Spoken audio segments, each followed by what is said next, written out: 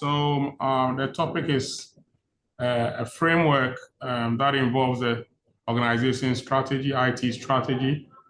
The chief information officers who are supposed to be sitting on the IT strategy and how IT disconnect can influence expectations of organizations in African context.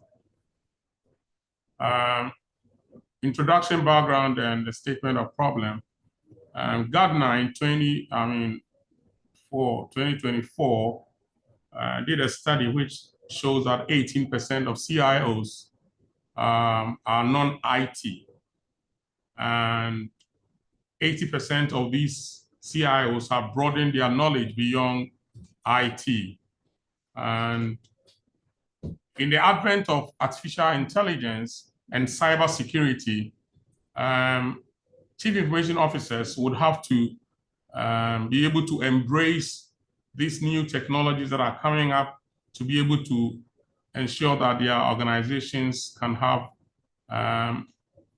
create value for the organizations. However, the literature that are examined have totally neglected the African context.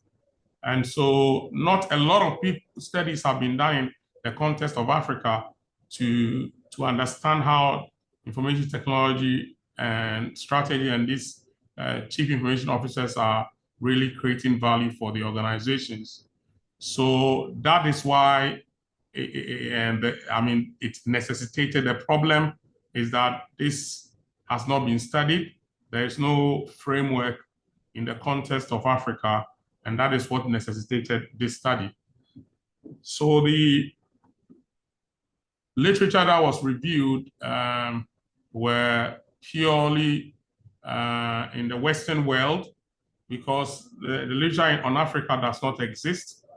And the objective of these studies does not also reflect the African context. So all the main constructs that were under study, organizational strategy, digital leadership, that is the CIO. Obviously, in academia, you are going to be a professor, but when it comes to industry, the chief information officer is the person who sits at the top of the IT section in organizations. So the strategy, like I have said, most of the studies are not in Africa at all. And interestingly, even IT disconnect, which has two definitions. One is the alignment of the IT to the organizational strategy, and also the physical network failures that exist. No much study has been done in the context of Africa. So, and the expectation of the organizations, because the context is limited, it's not actually been done. All the studies that I looked at in relation to this work were foreign-based in terms of the Western world.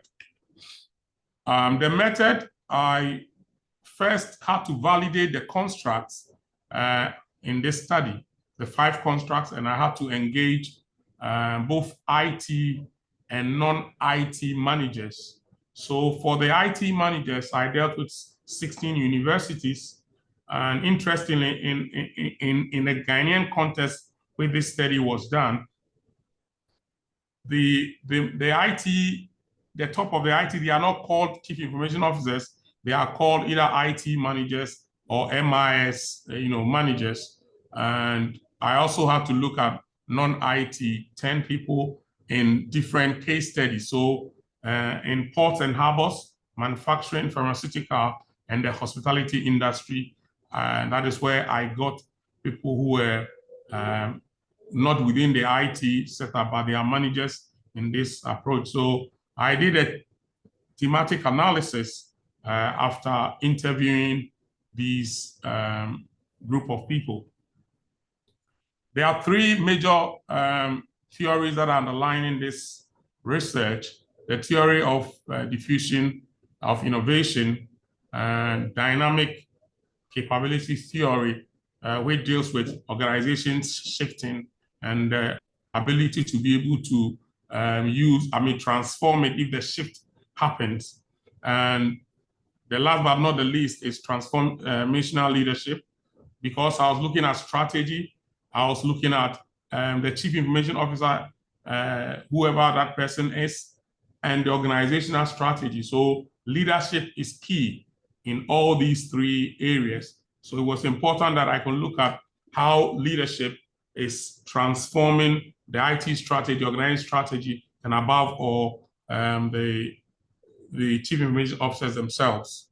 So through this is the conceptual framework that I came up with in this study, and the relationship that exists between this study and the direction from the data that I gathered and the discussions that I had tells me that the relationship between organizational strategy and chief information officer is positive, and also the relationship between organizational strategy and IT strategy is positive.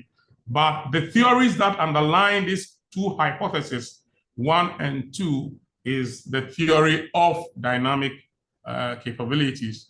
And the theory that underlines the relationship between chief information officer and the IT strategy is the theory of transformational leadership. And hypothesis 5 and 4, the theory that underlines this conceptual framework is the theory of diffusion of innovation. So, and that is what has been hypothesized that I have explained previously. Now, the results that I gathered from this study, from the non-IT managers, the example they gave me and the impression they gave me from the interview suggests that before they choose whoever becomes the ICT head, they look at the competency of the person, how that person can, as it were, help the organization strategy to move forward. And because the same person is going to become the head of the IT strategy for the organization, they looked at the core competence of the person. But most of these competencies were IT-based. And it's obvious because they are coming from that sector. And this is underlined by the theory of dynamic capability.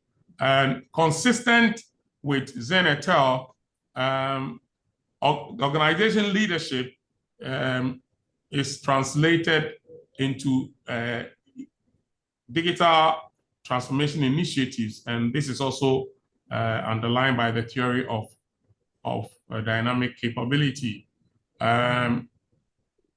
Consistent with Duell et al., the digital leadership improves competitive guarantee, and in the long run, it sustains the business environment.